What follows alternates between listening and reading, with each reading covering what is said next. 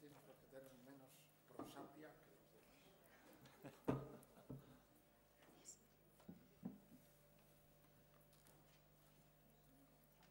Te los pongo cerca porque tiene pinta de pesar mucho. Gracias. O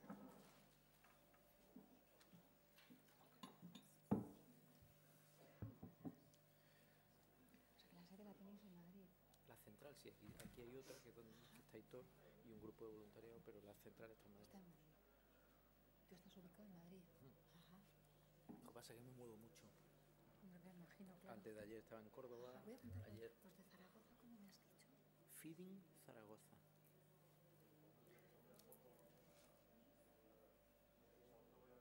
Nos contactó nuestro primer contacto fue los de Barcelona, los de Nutrición Sin Fronteras, que tienen el proyecto de Barcelona Comparte la Comida. Sí. Y de esos, con esos hemos tenido la primera relación aquí con ellos. Esto se voy a buscar. Iniciativa hay muchísimas, ¿eh? Sí. Muchísimas. Nos ha costado mucho también que ya en los últimos meses de junio aquí ya hemos estado centrados en el Congreso, porque es un trabajo que nos pondremos a investigar tranquilamente otra vez cuando pase todo esto. Yo me voy. Pues, es una jornada de verdad de un día con algunas personas. Creo que ya es la hora.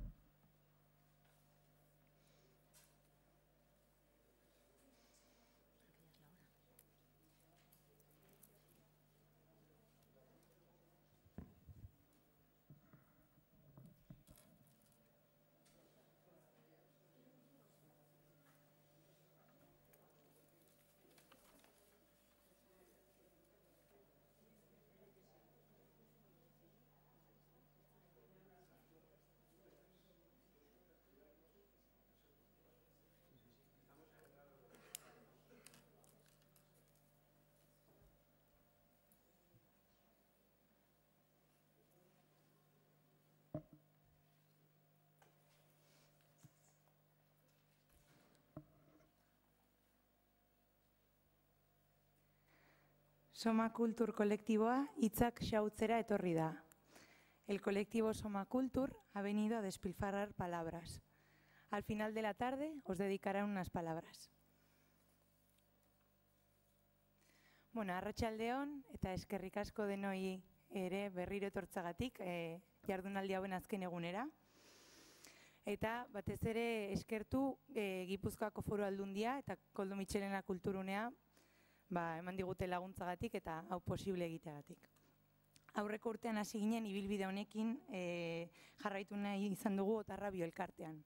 Otarra kontsumo arduratsua sustatzen duen elikadura ekologikoko kooperatiba bada Martutenen kokatua. Eta bezeroi elikadura sostengarri bat eskaintzeaz gain, gure baloreak egunez egun landu nahi ditugu. Oraingoan ere jardunaldi hauekin egin dugun bezala. Kaixo, arratsaldeon, agradeceros otro día más que hayáis venido a estas jornadas y que, bueno, terminan ya hoy. Y, bueno, agradecer también al Koldo Mitxelena Kulturunea y a la Diputación Foral de Guipúzcoa pues, por el apoyo que nos ha dado y el sitio que nos ofrece. Desde Otarra hemos querido seguir con este recorrido que empezamos el pasado año. Otarra es una asociación de consumidoras y consumidores. Intentamos poner en práctica el consumo consciente y responsable mediante la utilización de productos ecológicos que respetan la salud y el entorno de los diferentes procesos. Bueno, orain mahai inguruari emango diogu sarrera, xahubidea eta horren eragina herrialde baten ekonomian.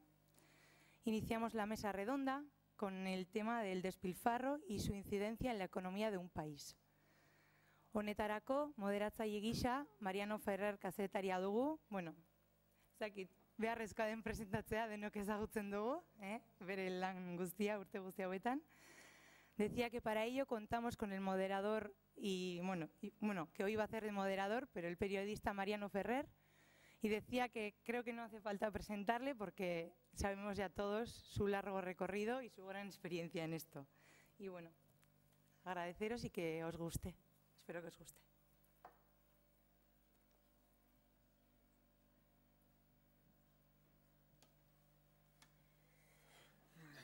Arratsaldeon, buenas tardes. Bien, si habían leído el programa, tenemos que advertirles que por un imprevisto de última hora ha habido un pequeño cambio en el panel, porque uno de los ponentes, a última hora, nos comunicó que le era imposible, en realidad una señora, que era imposible acudir a esta mesa redonda y, afortunadamente, y bien que se lo tenemos que agradecer, pudimos contactar con Leires Cajedo para hacer la suplencia. De veras que se lo agradecemos. Bien, saben ustedes que el tema que vamos a tratar se las trae, porque abarca toda la cadena alimentaria y, por lo tanto, todos de alguna manera tenemos un papel en esa película. La cuestión es saber exactamente cuál es el de cada uno y cómo conseguimos que cada uno lo ejecute bien. Bueno, para explorar ese tema largo, denso, muy sencillo de entender, supongo que notablemente complicado de resolver, tenemos como ponentes hoy, por el orden en que están sentados de derecha a izquierda, a José María Medina Rey, a Koldo Sarachaga y a Leires Cajedo. Cada uno de ellos nos dará un poco su visión del tema, del ángulo que le ha parecido interesante tratar, y a continuación vendrá el turno de preguntas. Inicialmente empezaré yo por aquello del calentamiento, pero siempre pienso que deberíamos dar prioridad en las preguntas a quienes vienen a asistir a la conferencia por lo que tengan que aportar y por las curiosidades que puedan tener y que no han sido resueltas. Por lo tanto, en su mano queda, aunque yo de vez en cuando haré algún llamamiento, desde el principio, que puedan intervenir con sus preguntas sin tener que esperar a que les hagamos sitio. Insisto, de todas maneras, seguro que podré hacer algunas preguntas al principio, pero tendrán ustedes siempre oportunidad de intervenir en cuanto quieran y bastará que alcen la mano. Bien, pues presentaré a los ponentes uno por uno cuando les toque el turno de hablar. José María Medina Rey, cordobés, licenciado en Derecho y máster en Derechos Humanos, diplomado en Diseño, Gestión y Evaluación de Proyectos Sociales y en Dirección de ONGs. 25 años de experiencia en cooperación internacional, ha dirigido Prosalus y lo dirige desde 2000, es coordinador de la campaña Derecho a la Alimentación Urgente, es vocal del Consejo de Cooperación y tiene la palabra. Muchísimas gracias. Lo primero, agradecer a la Asociación Otarra esta invitación a unas jornadas tan interesantes y a tener la oportunidad de compartir inquietudes en torno a este tema tan relevante. Prosalud, como decía Mariano, es una organización de cooperación al desarrollo con 30 años de trayectoria.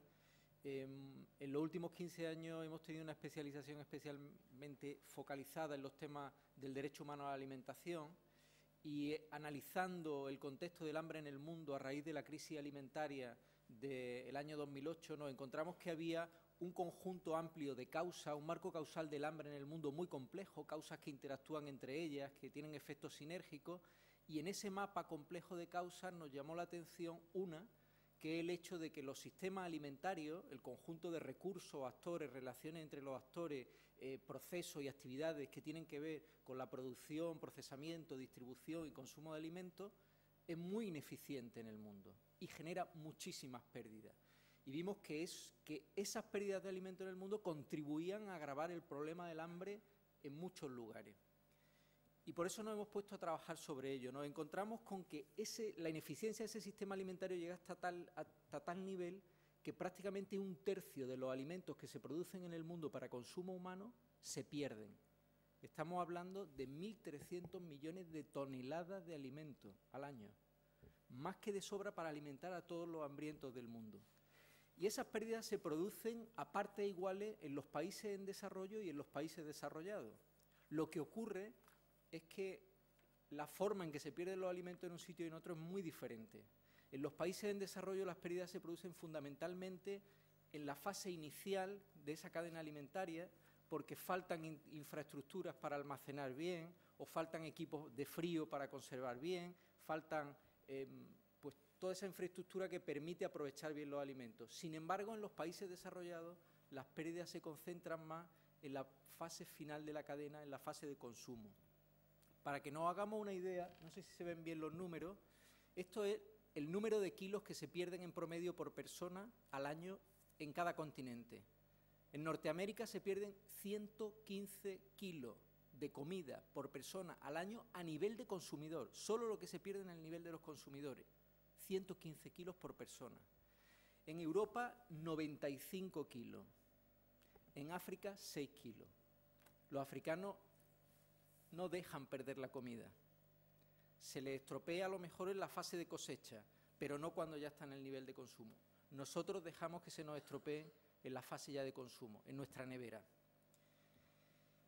Eso supone que un 30% de la tierra cultivable del mundo se está dedicando a cultivar alimentos que van a terminar perdiéndose, que van a terminar en la basura. 1.400 millones de hectáreas de tierra productiva dedicada a producir alimentos que se van a dejar perder. 250 kilómetros cúbicos de agua para cultivar esos alimentos. El 30% de consumo de agua dulce en el mundo destinado a producir alimentos que se van a perder, que se van a desperdiciar, que se van a tirar. Y además eso genera unas emisiones de gases de efecto invernadero brutales, 3,3 gigatoneladas equivalentes de CO2.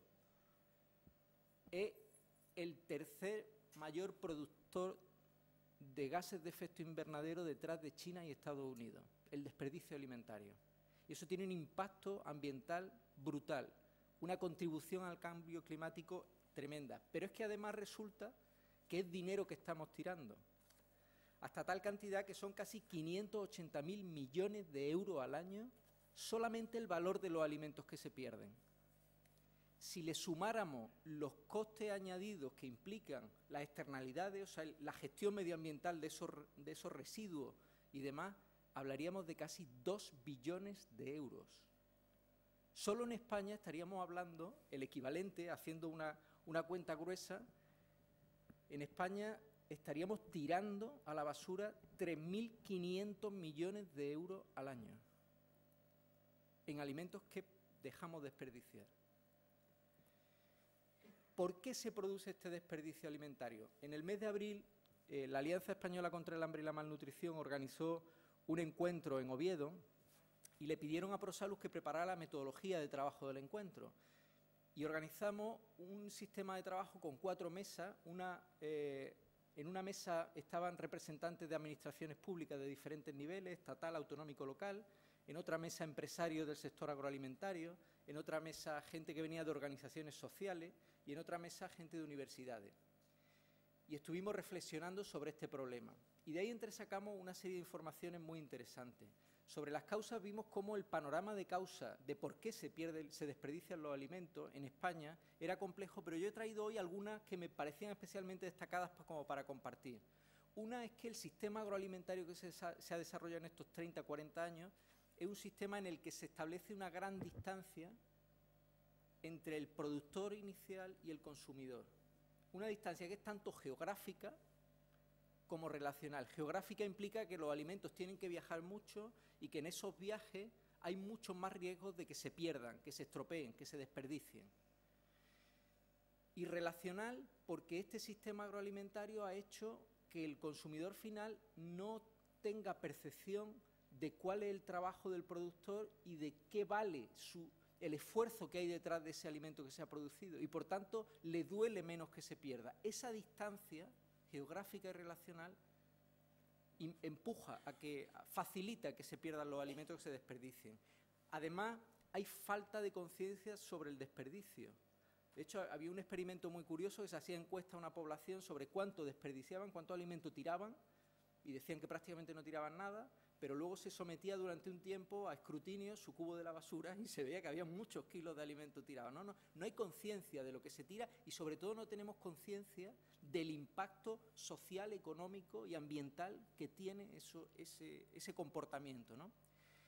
Vimos en aquella reunión cómo hay una gran descoordinación entre los diferentes actores de la cadena alimentaria. en algún caso incluso llegaban a reconocer que no se conocen entre sí, no saben cuáles son las necesidades, las preocupaciones, lo que pasa en unos eslabones y otro de la cadena alimentaria. Si se conocieran, si se coordinaran y sobre todo si colaboraran, probablemente se podrían eliminar muchas de las pérdidas que se producen en los diferentes pasos de la cadena alimentaria. Vimos que había falta de compromiso político, que no hay inversión pública destinada a luchar contra el desperdicio alimentario, que no se toman decisiones acertadas o que no se está todo lo atento que se pudiera a este problema. Y lo reconocieron los propios políticos, ¿eh? Faltan incentivos para afrontar el problema, no se apoya a aquellos actores de la cadena alimentaria que quieren dar el paso de luchar contra el desperdicio. No tienen estímulo, no tienen incentivo, no tienen apoyo público para hacerlo. Los costes ambientales y sociales que genera este problema están externalizados, no se incorporan al proceso de producción y eso impide que se tomen decisiones acertadas para acabar con el problema. Nos falta formación e información sobre lo que implica todo esto. Tenemos una estructura productiva, señalaba alguno de los empresarios, que está diseñada de forma inversa. Él decía de una forma muy clara, en lugar de producir aquello que se va a vender y que se necesita y que la sociedad nos va a pedir, lo que intentamos hacer es vender aquello que hemos producido. Le damos la vuelta. Y ese sistema, esa lógica inversa, contribuye más a la generación de desperdicio alimentario. Veíamos cómo se están aplicando estándares estéticos que son antinaturales. La naturaleza no es estandarizable y, sin embargo, tenemos unos estándares en nuestras cadenas de distribución agroalimentaria en que si la manzana no tiene un diámetro tal y no pesa tal y no tiene la piel de tal manera, no sirve y se tira. Sin embargo, las propiedades nutricionales de esa manzana, que tiene una rugosidad o que tiene una mancha o que tiene un tamaño más grande o más pequeño, son iguales que la otra, pero las desperdiciamos porque no entra dentro de lo estandarizable de nuestra lógica, ¿no? Nos encontrábamos con que hay rigidez en las normativas de seguridad alimentaria. Es cierto que los temas de inocuidad alimentaria son muy serios y hay que cuidarlos, pero veíamos cómo hay algunos aspectos en los que ya la normativa se pasa de la raya y con esa rigidez genera también desperdicio alimentario. Y por fin veíamos también que hay malos hábitos de consumo. Compramos más de lo que debemos, no pensamos lo que vamos a necesitar, no racionalizamos nuestra compra y nuestro consumo, no somos ordenados en gestionar los alimentos que tenemos en casa y esos malos hábitos de consumo generan pérdidas. Al final lo que veíamos es que todos los eslabones de la cadena alimentaria tienen una parte en la generación de este problema del desperdicio alimentario. De ese taller, con todo lo que se discutió, Prosalus se encargó de elaborar el contenido y sacar una guía de cómo reducir el desperdicio alimentario, que el interés que tiene es que partió de los propios actores y que da recomendaciones para la acción orientada a cada uno de esos sectores. Y esta guía, que ha publicado la Alianza Española contra el Hambre y la Malnutrición, se presentó la semana pasada, la tenéis ya disponible, la podéis descargar libremente desde la página web de Prosalus, y yo creo que tiene algunas ideas que pueden ser sugerentes e interesantes como para poder ir dando paso de estos diferentes actores de la cadena alimentaria. Por parte de Prosalus veíamos que los temas de sensibilización son fundamentales en esta cuestión, que hace falta que la ciudadanía tome conciencia de lo que este problema implica, y por eso desde hace año y medio casi venimos trabajando en la preparación de una campaña de sensibilización y compromiso ciudadano sobre este tema. Hemos ido contactando con grupos de consumo, con diferentes campañas, con diferentes iniciativas, con la Federación de Consumidores y Usuarios, con algunas administraciones públicas, para ir contrastando las ideas y poco a poco hemos ido gestando esta campaña que nosotros pensamos que puede ser una contribución interesante, sobre todo si hay gente que se suma, que quiere crear comunidad en torno a esta idea de reducir el desperdicio alimentario. La campaña tiene una idea de fondo basada en el espíritu colaborativo, en el consumo colaborativo incluso, en el compartir. Y esta iniciativa Yo no desperdicio se apoya en una plataforma tecnológica triple. Hay una web pública de sensibilización que esperamos poder lanzar a primero del mes de noviembre, en torno al día 4 o por ahí, que va a recoger mucha información sobre esta problemática. Hay una aplicación web que ya es para usuarios registrados, el registro va a ser libre, pero las funcionalidades de consumo colaborativo van a estar apoyadas en la gente que quiere crear comunidad en torno a este tema, y una aplicación móvil sincronizada para tener más fácil el acceso a toda la información, ¿no? Y lo que vamos a tener nosotros en este sistema, en esta plataforma para estimular el compromiso ciudadano es un apartado dedicado a noticias sobre el tema del desperdicio alimentario, informaciones relevantes para que vayamos tomando conciencia de la envergadura del problema. Un apartado que hemos llamado Ideas Frescas, que quiere ser un espacio colaborativo en el que los usuarios van a poder aportar su conocimiento y su experiencia para recoger ideas, trucos, cómo hago yo para que no se me estropee la fruta, o cómo aprovecho el pan que me está sobrando, o cómo hago para reducir el desperdicio alimentario en mi casa y aprovechar mejor los alimentos. Un apartado de consumo colaborativo, alimentos para compartir, que tiene un espacio doble, la posibilidad de establecer, compartir alimentos entre particulares. Esto en otros países de Europa está funcionando. Aquí en España se están dando algunas primeras iniciativas interesantes. Por ejemplo, hay una iniciativa que se ha hecho famosa a través de redes sociales en el mundo, que es la de la nevera de Galdácano, que han puesto en el pueblo una nevera que está en la calle, y que la gente que le sobra comida, en lugar de tirarla, la lleva y la deja en la nevera. Y quien necesita comida va a la nevera y la coge.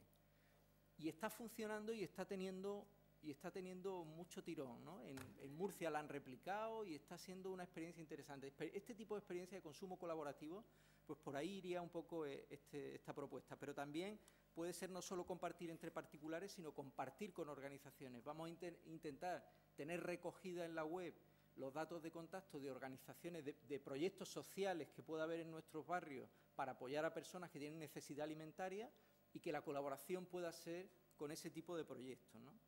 Y por fin, un apartado de iniciativas sociales en el que queremos darle crédito, visibilidad a todas estas iniciativas, como la que contábamos de la nevera de Galdácano, o como campañas que están desarrollando la Confederación de Consumidores y Usuarios, etcétera, para dar a conocer lo que se está poniendo en marcha interesante sobre esta temática. Todavía no la hemos lanzado, no está pública, pero ya tenemos en marcha una página en Twitter y otra en Facebook en la que vamos calentando el ambiente, vamos dando información, y desde la cual vais a enteraros cuándo se hace pública y cuándo podéis entrar a participar. Yo comentaba con mis compañeros de ProSalud aquí en San Sebastián, de nuestra delegación aquí, que conforme se iba gestando este proyecto de sensibilización y de compromiso ciudadano, yo pensaba que el País Vasco es el sitio donde este tema puede enganchar mejor en España, por dos motivos principales. Uno, porque es la región en la que todo el enfoque de la soberanía alimentaria ha cuajado mejor en España, donde los temas de soberanía alimentaria están echando más raíces y hay experiencias prácticas más interesantes. Y segundo, porque el pueblo vasco soy gente amante de la comida, y yo considero que una persona que sea amante de la comida no puede vivir bien el ver que la comida se está desperdiciando. Y pienso que en la medida en que seamos capaces de transmitir esa idea a fondo, hay posibilidad real de que la gente se implique en proyectos de este tipo. Y lo dejo aquí. Muchas gracias.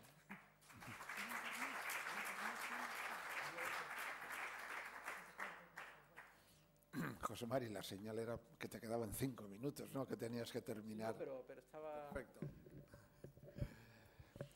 Bien, como les decía, Leires Cajedo tuvo la amabilidad de responder a nuestra necesidad aceptando sustituir a Niki Charalopoulos o algo parecido, que tenía prevista su presencia en esta mesa redonda y que a última hora se vio impedida de acudir. Leire es profesora de Derecho en el área de Gobernanza y Derechos Fundamentales, pero trabaja también en el mundo de la alimentación, aunque en este caso trabaja dentro, dice ella, de equipos multidisciplinares. Así coordina en la Universidad del País Vasco a un grupo, Urban Elika Gaiak Denontzat, y también está preparando para el próximo noviembre un congreso sobre el despilfarro. Pues es que ricasco. Yo quiero agradecer la invitación de Otarra para participar en estas jornadas. La verdad que ha sido un poco precipitado, no sabía que se podía traer PowerPoint, así que me he limitado a abriros la página web del congreso que estamos organizando. Pero bueno, quiero agradecerles la invitación para venir, para conocerles, para saber lo que hacéis. Me ha sorprendido que sean ya las segundas jornadas de soberanía alimentaria y no haber oído sobre las primeras y haber perdido esa primera oportunidad. Y agradezco mucho también la posibilidad de poder confrontar en el tema tan poliédrico del despilfarro de alimentos, pues reflexiones con personas que tienen pues, bueno, otras perspectivas, otros proyectos y, bueno, en ese sentido, pues decir que es un placer para mí estar aquí. Bueno, yo voy a contar nuestro proyecto y lo que hacemos, porque aunque nos movemos en un entorno en el que, como ha dicho José María, pues hay ONGs, hay entidades, hay instituciones, desde la universidad lo que hacemos es crear conocimiento y difundirlo, y en ese sentido nuestra... sí. Uy, cuidado. Nuestra forma de trabajar pues, es esa, ¿no? Surgió el proyecto Envisioning dentro de Urbanelica en torno a la convocatoria Horizon 2020, porque en el listado de retos sociales, en el apartado que venía reducción del despilfarro en general, se referían específicamente a la reducción del despilfarro de alimentos, ¿no? Y coincidió en tiempo con declaraciones institucionales que nos llamaron mucho la atención, ¿no? En Urban, la forma de trabajo, somos un grupo de 16 personas que además por convenio con ONGs incorporamos personas a investigar con nosotros y bueno, personas que trabajan en torno a la alimentación desde perspectivas como la sociología, la nutrición, la economía, etcétera, ¿no? Y el tema del despilfarro nos resultó atractivo desde muy distintas facetas, ¿no? Sobre todo esa forma de explicar de una forma tan simple, aparentemente, algo que todos vemos, ¿no? Y es que despilfarrar alimentos pues, tiene implicaciones económicas, ambientales y implicaciones éticas también, ¿no? Es una formulación que repiten y repiten casi con las mismas palabras muchas instituciones y nos llamaba mucho la atención en sentidos que quiero compartir con vosotros, ¿no? Nos preguntábamos por qué preocupa el despilfarro o qué es lo que nos preocupa del despilfarro de alimentos y voy a entrar en ese por qué. Nos preocupa también qué hay detrás de esa forma de leer el coste ambiental y el coste económico, porque José María ha hecho aquí una explicación que suele coincidir mucho en las personas que tienen una conciencia social hacia las personas desfavorecidas y una forma de ver el medio ambiente y los alimentos pues muy cercana al hecho de que hay personas que no tienen alimentos y sin embargo la lectura, como veréis, que se hace de ese coste económico y ambiental por parte de algunas instituciones no es la misma, ¿no? Y entonces, bueno, veíamos ahí algunas contradicciones interesantes y nos preguntábamos en tercer lugar, ¿no? Es decir, bueno, hemos dicho, ¿por qué preocupa? ¿Qué hay en esa preocupación? Y luego la tercera pregunta es, ¿esa preocupación en qué nos ocupa? Es decir, ¿en qué se traduce o qué es lo que estamos haciendo o qué se está haciendo para dar respuesta a esa preocupación, ¿no?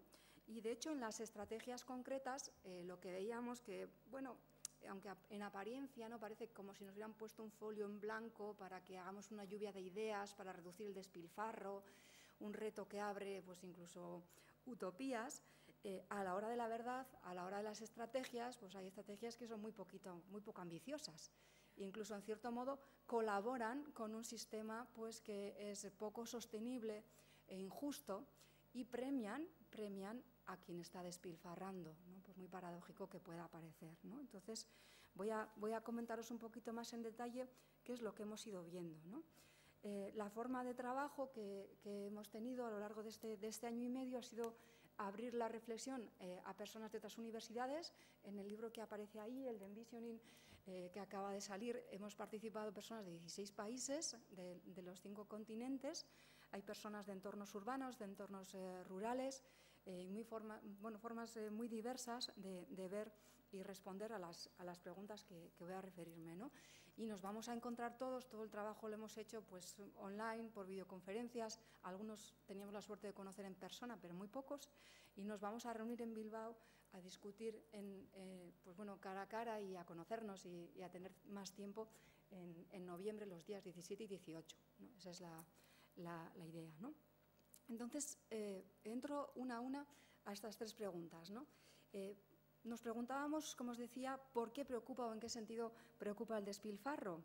Y es que, nos llama mucho la atención que en el discurso institucional, el Parlamento Europeo, la Unión Europea, muchos discursos, incluso inevitablemente cuando nosotros pensamos en el despilfarro, ponemos el despilfarro y el hambre cara a cara, ¿no? Y las dos cifras dan vergüenza, ¿no? Incluso parece obsceno que estemos despilfarrando tantos alimentos con unas tasas de pobreza tan extremas, ¿no?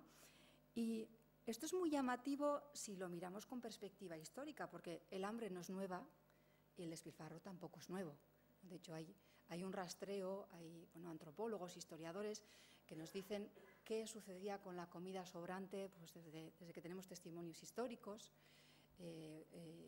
Incluso hay antropólogos que hablan de cómo otras especies, aparte de los humanos, tienen una cierta tendencia a reunirse en torno al alimento y a compartirlo, ¿no? Es decir, que hay un altruismo diferente o específico en torno al compartir a los alimentos que parece que es biológico, ¿no? Entonces, lo que se ha hecho con el sobrante en las culturas y el hecho de, por ejemplo, que en algunos entornos humanos el despilfarrar alimentos se viera como símbolo de opulencia o de que tengo poder o de que soy más rico, eso ha estado muy presente, no tiene nada de nuevo, ¿no? Entonces, la cifra actual es escandalosa, pero no es novedosa.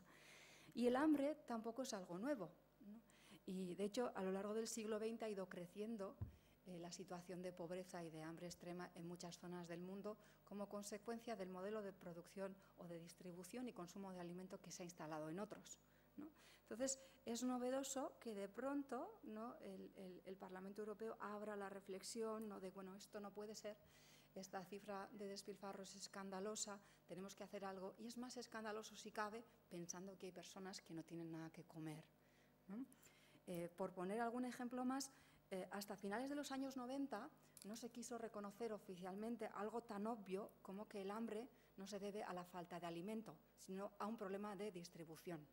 Hasta entonces todavía había tesis oficiales que sostenían que es que en algunos lugares no se produce alimento suficiente, ¿no? Y ya, pues terminando la década de los 90, las instituciones internacionales terminaron por reconocer que no, que se producía suficiente. Eso a finales de los 90 y ahora en 2010, 2012, 2013 no tenemos problema en decir que 1/3 de los alimentos se desperdicia. Es decir, no solo se produce suficiente, sino que se produce de más. Y sigue siendo escandalosa la cifra del hambre, ¿no? Entonces, claro, cuando veíamos que se dice claramente aquí hay hambre, aquí hay despilfarro, hagamos algo, el enunciado nos parecía una oportunidad y de ahí que hablamos, ¿no?, del anhelo de un futuro sin despilfarro y de pobreza, sin pobreza alimentaria. 2 puntos: retos sociales, es decir, ¿qué podemos hacer, ¿no?, qué podemos hacer ante esta oportunidad de reducir, ¿no?, el despilfarro y la pobreza, ante este escenario que se nos plantea en un sentido que parece que, bueno, tendiendo puentes entre donde sobra y donde falta, bueno, quizá podamos solucionar 2 problemas tremendos, ¿no? Entonces, de ahí, en ese porqué, claro, veíamos muchos elementos interesantes y muchas ganas de reflexionar y a ver qué es lo que se podía rascar dentro de ese enfoque, ¿no? Claro, luego nos fuimos dando cuenta, como os decía, bueno, cuando hablamos de que hay un coste económico, un coste ambiental, un coste ético, ¿esto qué es lo que quiere decir o cómo se interpreta, ¿no? Realmente hay cifras que muestran ese coste económico, pero hay algo que no nos terminaba de encajar del todo, porque si la cadena realmente fuera ineficiente o ineficiente para todos, empresas que están en esa cadena alimentaria quebrarían y cambiarían su forma de actuación. Es decir, que quizá como sociedad o como colectivo es ineficiente la cadena, gastamos mucho, hay un coste en cuanto a productos, pero alguien tiene que haber en esa formulación, en esa cadena, que obtiene un beneficio, porque si no, las empresas que intervienen, en tanto que quiebran, terminarían cambiando sus patrones y si no los cambian, acabarían desapareciendo, ¿no? Entonces, parece que aquí hay cosas con mucho más arraigo que las que parece y dificultades más grandes para cambiar un patrón, ¿no? Y por eso decíamos, bueno, cuando decimos que nos preocupamos, ¿de qué nos estamos preocupando?, ¿no? Cuando decimos, bueno, esto no puede ser, ¿hasta qué punto estamos dispuestos a llevar adelante ese no puede ser? ¿O qué es lo que no puede ser, ¿no? Algunos critican decisiones que han llevado a ese despilfarro, pero quizás el colectivo en el que más fácil ha sido centralizar el despilfarro ha sido, por algunos gobiernos, el del consumidor, ¿no? Realmente los consumidores podemos hacer un mejor uso, pero eso no soluciona el uso anterior y tampoco soluciona un problema muy interesante al que se refería, que es el de esa lógica inversa de producir. Es decir, producimos y lo intentamos colocar, o sea que de alguna forma estamos incentivando al consumidor para que consuma y que le sobre a él, no a nosotros, ¿no? Entonces, el mercado alimentario además se regula sobre estándares higiénicos sanitarios, en el caso europeo, muy altos, pero no se regula en nada más. Es decir, es un mercado libre, mientras el producto sea bueno, aquí no nos preocupa cualquier otra consecuencia colateral que pueda tener el mercado o los efectos que el mercado puede tener en otras facetas o en otros valores que también estimamos que son importantes. Es decir, el alimento tiene que ser saludable, pero puede preocuparnos, ¿por qué no?, que su producción sea sostenible, que su producción sea justa, que si no es necesario no tenga por qué circular tantos kilómetros, que las comunidades locales puedan abastecerse, quizás haya más cosas que nos interesen, pero como no están reguladas, tampoco hay forma de poder incidir en ellas, ni los gobiernos ni los ciudadanos a través de la participación, ¿no? Desde esa perspectiva nos hemos ido acercando a cómo nos ocupamos del despilfarro, a qué es lo que se está haciendo, y aquí es donde vemos ya que las diferencias son abismales, ¿no? Es muy grato y es muy, humanamente consideramos que ha sido muy enriquecedor ver que hay iniciativas que lo que están haciendo es aprovechar esta brecha para repensar el modelo alimentario y tratar de introducir cambios transformadores, ¿no?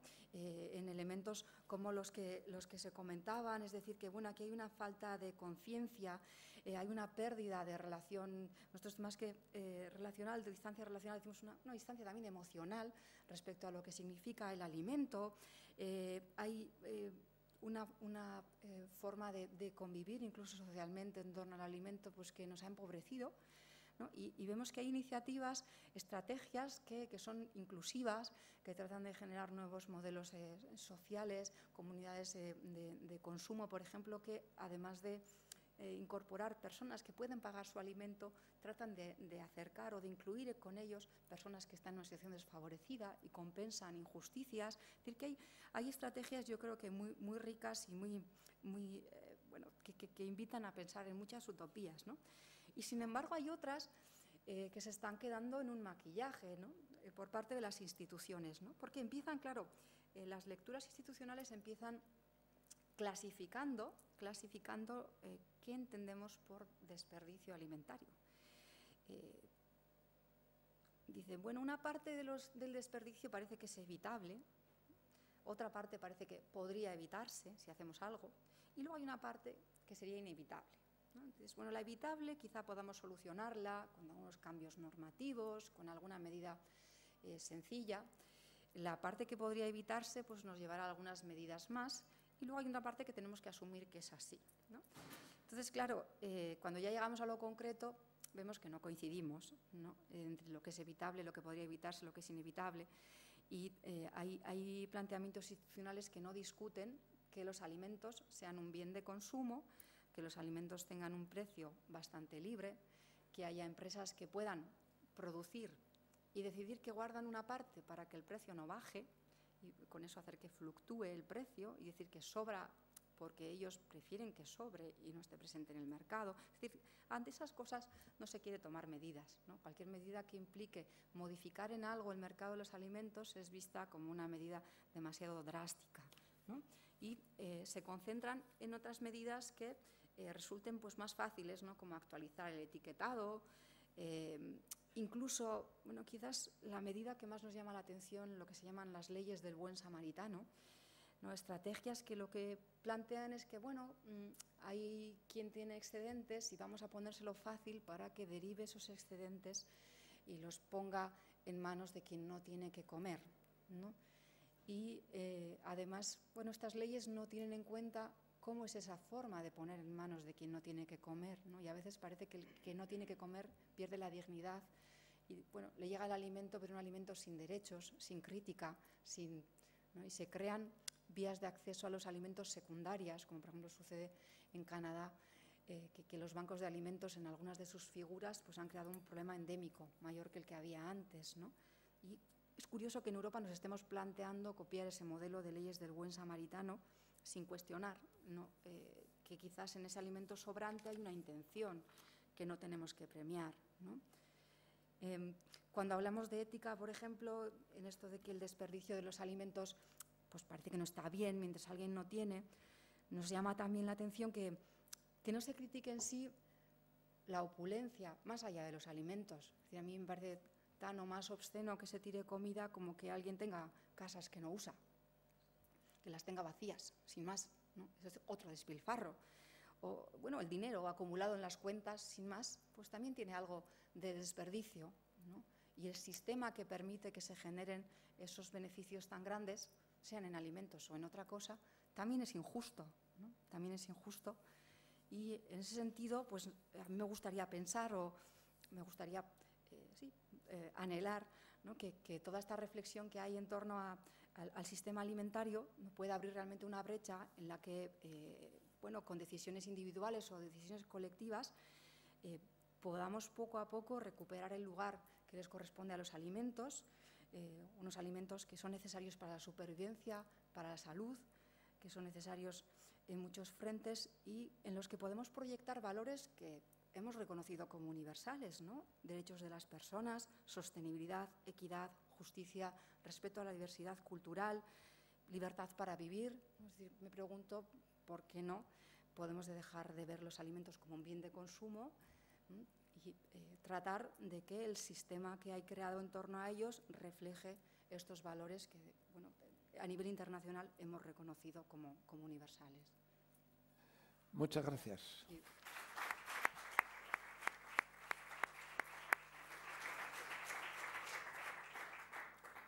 Bien, el turno del tercer ponente, Koldo Sarachaga, que hablará desde el proscenio, con el micrófono. Bien, Koldo Sarachaga, nacido en Sopuerta, es ingeniero técnico por la Escuela de Ingeniería Técnica de Bilbao y es Máster en Business Administration por la Universidad de Deusto y la Universidad Autónoma de Madrid. Ha sido coordinador general del proyecto Irizar y presidente de Irizar, del grupo Irizar, cooperativa, 10 años, los 90 y un poco del siglo XXI. Es reconocido con numerosos premios, como ustedes saben, autor de libros diversos, impulsor de iniciativas como NER Group y Lurdenoc, y buscaba en ellas, o tenía el objetivo, de crear una red de huertos y tiendas ecológicas en el País Vasco, en el que actualmente colaboran cientos de personas con pequeñas mini aportaciones, por lo menos esa era la ambición. Bien, pues tienes la palabra. Qué caso, Mariano. Arratsaldeon. Yo no sé muy bien quién me ha invitado aquí, si Anne o quién me ha invitado aquí, ya que vengo. Y ya sabía yo además que si me tocaba el último me iba a quedar poco por hablar.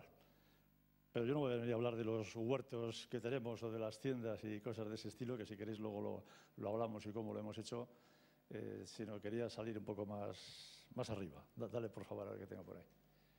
Bueno, a mí cuando me invitan a algún sitio suelo pensar poco, saco cosas que tengo por ahí, de las muchas charlas que doy y digo, a ver aquí qué es lo que puedo esto, pero no le doy mucho al coco, porque lo que tengo escrito por ahí está en mis tripas y no voy a atar mis tripas a cada sitio que me llaman, con lo cual voy a contar lo mismo, dicho de otra manera, porque voy a contar lo que siento.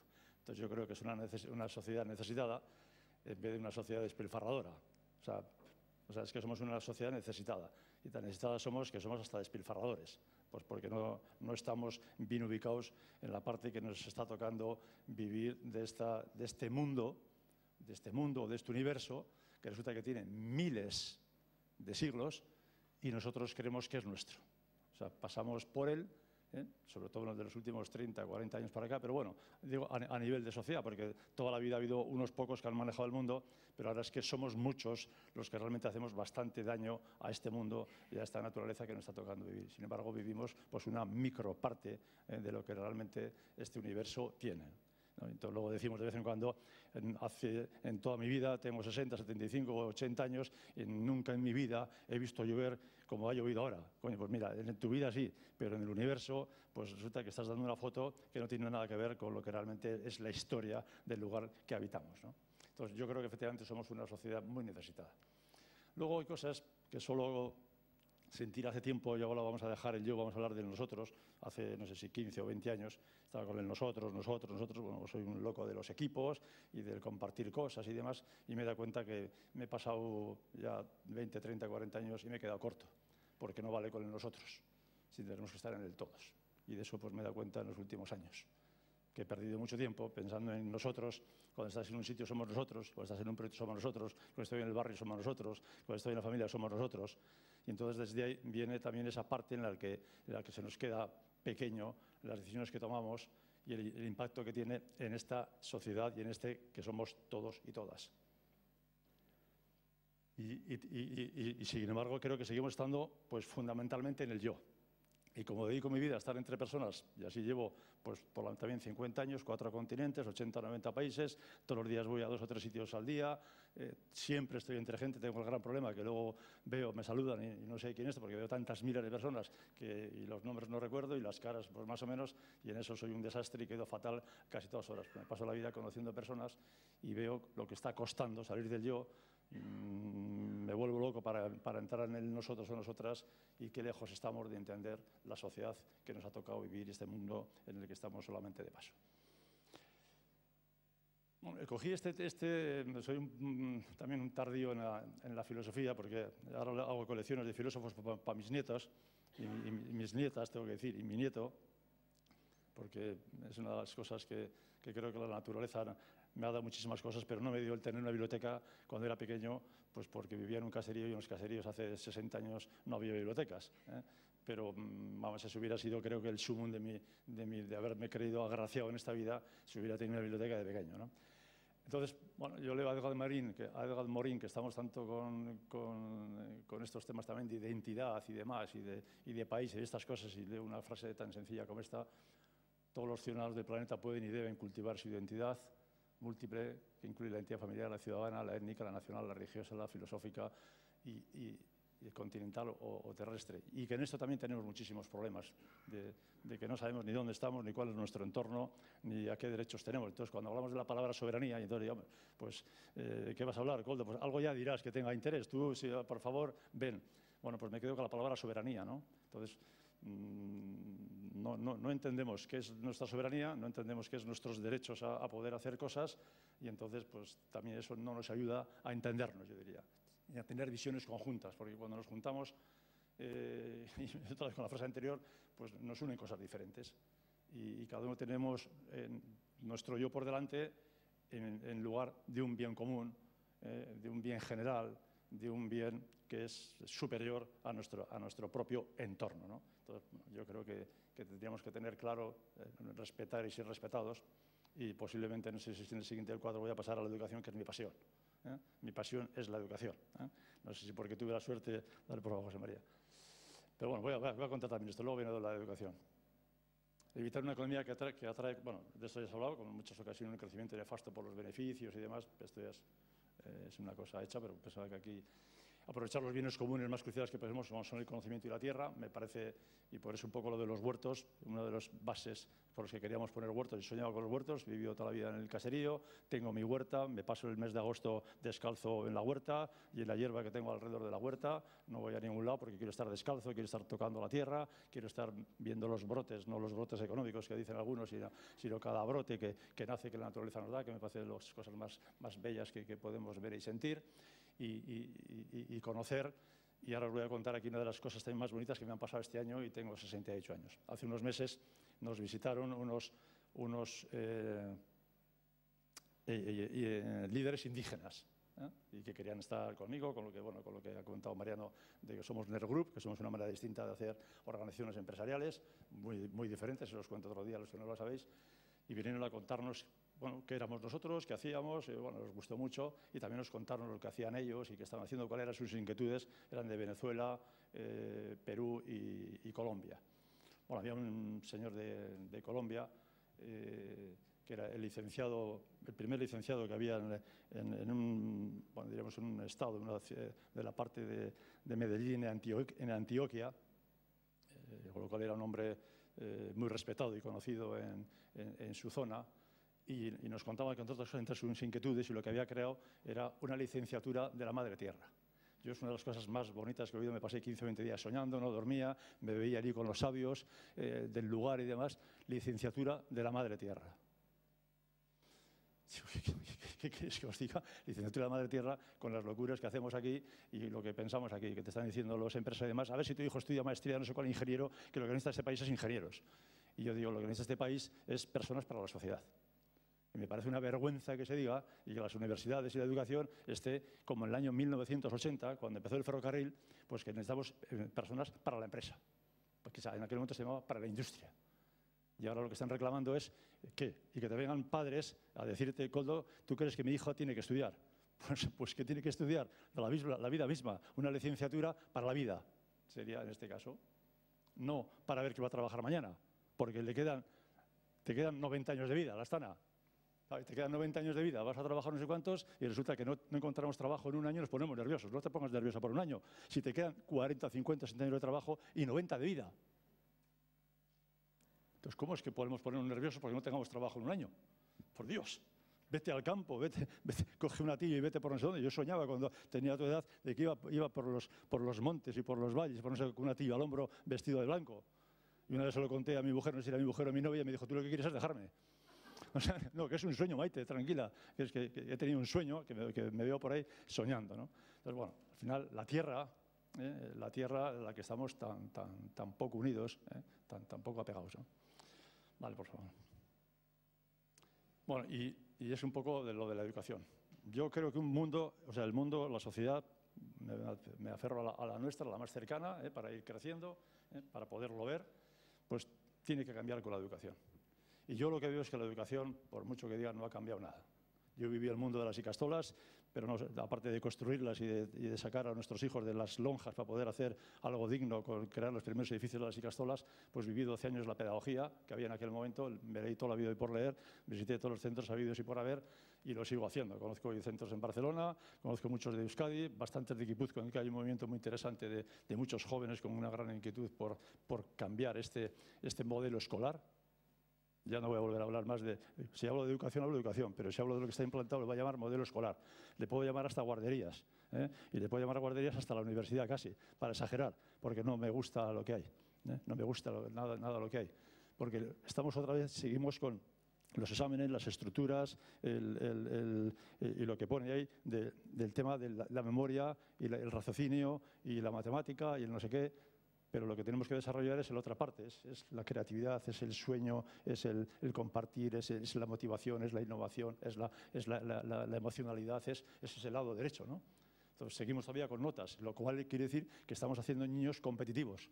Yo les doy a mis nietas, cuando tenía 40 años mis hijas tenían 5 años, no quería notas, pero éramos 3 locos en todo Vizcaya, los que no queríamos notas, porque no quería que mis hijas fueran competitivas en ese sentido. No quiero que sea la primera ni la segunda, quiero que sea ella. Entonces estamos en un mundo competitivo y les noto a mis nietas ahora que tampoco abren los sobres de las notas y mis hijas quieren decir, me mandan los sobres, les siguen llegando, pero yo les oigo a mis nietas con 8 y 10 años hablar de sus bicains, de esto, de quién tiene, de quién no tiene y qué pasa y qué no pasa. O sea, estamos creando una sociedad desde el principio competitiva, porque además muchos padres no entienden que, claro, oye, pues es que tendrá que ser el mejor, lo que es que tiene que ser un mundo competitivo, si no, es como esto qué va a ser, ¿no? O sea, si no somos competitivos. Hoy no nos entra en la cabeza que no podamos ser competitivos. O sea, que mi hijo va a ser un mediocre. Bueno, pero es que del 1 al 10 parece ser que el competitivo es el primero, los otros 9 son mediocres. Porque el segundo está contento mientras hay 10. Pero si hay 10 y quitamos al 10º, como se hacen los pequeños, y hacíamos cuando éramos pequeños, todavía se hace, porque cuando hay que quitar a alguien, quitas al que crees que es el peor y le quita quien tiene el poder, pues decíamos, somos 11, 5 para aquí, 5 para allá, el 11º total por lo que vale para ti. Vale, entonces quedan 10, quitas al 10º, que no sé cuál, quedan 9, quedan 3, quedan 2, y al final el 2 se convierte en el último y solo queda 1. Esta es la vida a la que hemos llevado. Que para ser feliz, entonces, ¿quién tiene que ser feliz? ¿Uno de cada cuántos? ¿Y qué es la felicidad? Tenemos que empezar por un modelo educativo para si queremos tener una sociedad diferente dentro de 20 o 30 años. Porque cambiarnos a nosotros, los que estamos aquí, es harto difícil. Podemos solucionar, porque además los que estáis aquí sois militantes. No habéis venido aquí porque esto no os suene, porque esto os gusta, esto os motiva, esto os inquieta, esto os gusta incluso, aunque estéis sensibilizados, pues todavía profundizar más en ello y estar aquí un rato. Pero es que mirad los que estáis y mirad los que están fuera. Luego, ¿dónde podemos cambiar?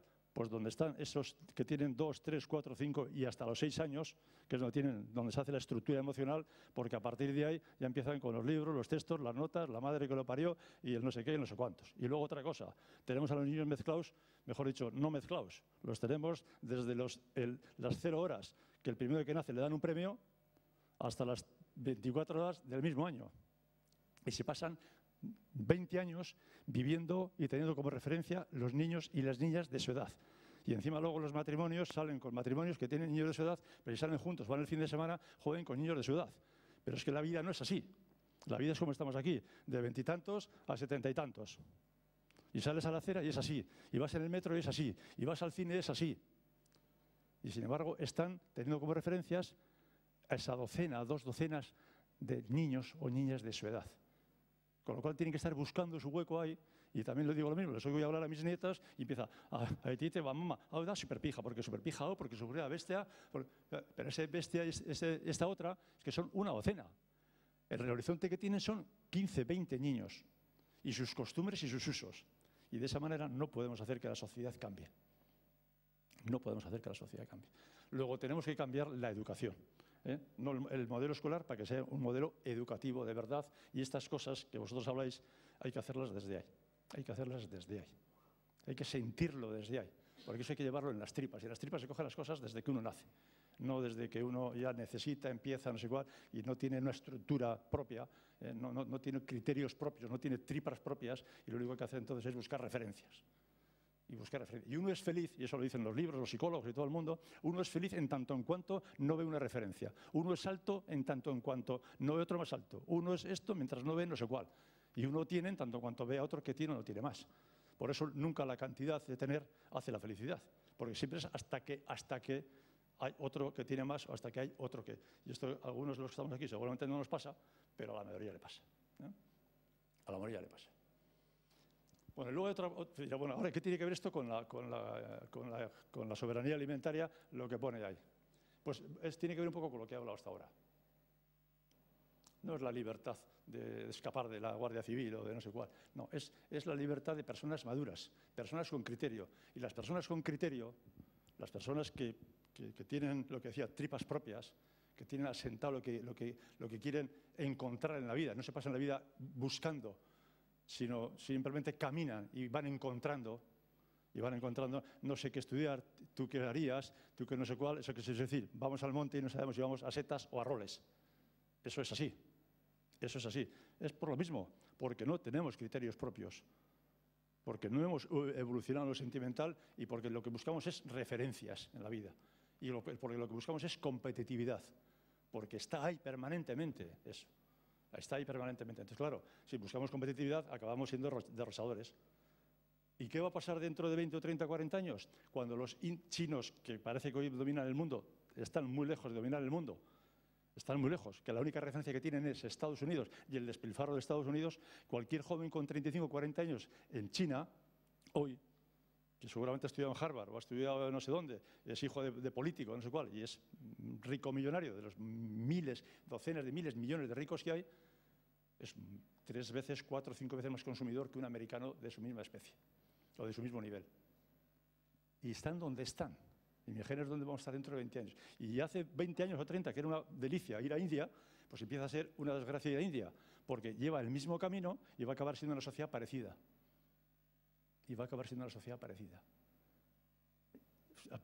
Zonas enteras del mundo, como es la asiática, como es la India, que tiene unas culturas de miles de siglos, de culturas que están ahí todavía en sus abuelos, que hoy ya los jóvenes la están perdiendo por completo, como está pasando, o ha pasado, o está pasando ya con la sociedad japonesa, por poner las más significativas en ese tipo de cosas. Bueno, y está pasando en nuestro entorno, Y vuelvo a la tierra. O sea, ¿qué pasa en el País Vasco? Pues que hay cantidad de miles de hectáreas abandonadas, de jóvenes en paro. Su padre o su abuelo ha vivido del caserío. Yo he vivido 17 años del caserío, he comido del caserío y 4 garbanzos, un poco de sal y aceite que había que ir a buscar, 17 años viviendo de lo que teníamos en el caserío. Hoy en día a un joven de 30 años le dices o le pregunta a unos padres si te gustaría que tu hijo acabe en un huerto o acabe con unos invernaderos en su cual, dice, ¿para eso ha estudiado? Pues no me sentiría feliz si mi hijo o mi hija acabaría simplemente trabajando en un huerto. Porque a veces hago estas preguntas de tú a tú y ni siquiera de tú a tú te contestan que sí. Tenemos tierras abandonadas, tenemos hijos en el paro, tenemos no sé cuál, y eso se ha convertido en algo que es tercermundista. O sea, estamos absolutamente desbocados. Y como no sé si hay más, es lo mismo, lo dejo aquí. Bueno, al final lo que quería es salir un poco del tema de que para solucionar los problemas de hoy tenemos que empezar a sembrar, y ahora otra vez de siembra, sembramos, algunos dicen, somos lo que comemos, ya que viene también este cuento. Mentira, mentira. Somos lo que sembramos. Somos lo que sembramos. Lo que pasa es que dices lo que sembramos y la mayoría de la gente no sabe lo que sembrar. ¿Por qué? Porque vuelvo otra vez para atrás y digo, ¿en cuántas escuelas que habéis estudiado vosotros había huerta? ¿Había huerta en tu escuela? ¿Había huerta en tu escuela? No había huerta en tu escuela. Luego no saben lo que... La tuya sí. Vale, la tuya también. Puta madre. O sea, con lo cual, ¿qué es sembrar? Pues no saben. ¿Qué es una semilla? No saben. ¿Y cuántas semillas tiene un tomate? 400. ¿Qué ha hecho la naturaleza? Si tú tienes un tomate, tienes el año que viene 400 plantas de tomate. Por 30 tomates o 20 que te da cada uno tienes 100.000 semillas. ¿Cuántas pepitas tiene una manzana? Y está la tierra abandonada. Luego, ¿qué nos ha dado la naturaleza? Todo. Si nos ha dado todo, está ahí, multiplica. Yo cojo mi semilla de mis tomates, las cuido, las pongo, las siembro, las tal. Hago con el tomate, podría hacer con 1000 cosas. Pero el ejemplo es que está ahí, la naturaleza no nos lo ha dado. Pasamos olímpicamente ni sabemos. Niños que no saben lo que es una abeja, padres que no saben lo que es una abeja ni para qué están las abejas. Dios mío, ¿a dónde vamos a llegar? Si no saben para qué por qué existen las abejas. Es un jodido bicho que pica. Entonces, tenemos que empezar por ahí. Tenemos que empezar por ahí, dar una vuelta atrás desde el modelo, yo creo que educativo. Y ahora me siento aquí, porque si no, Mariana me va a pegar la bronca. Muchas gracias.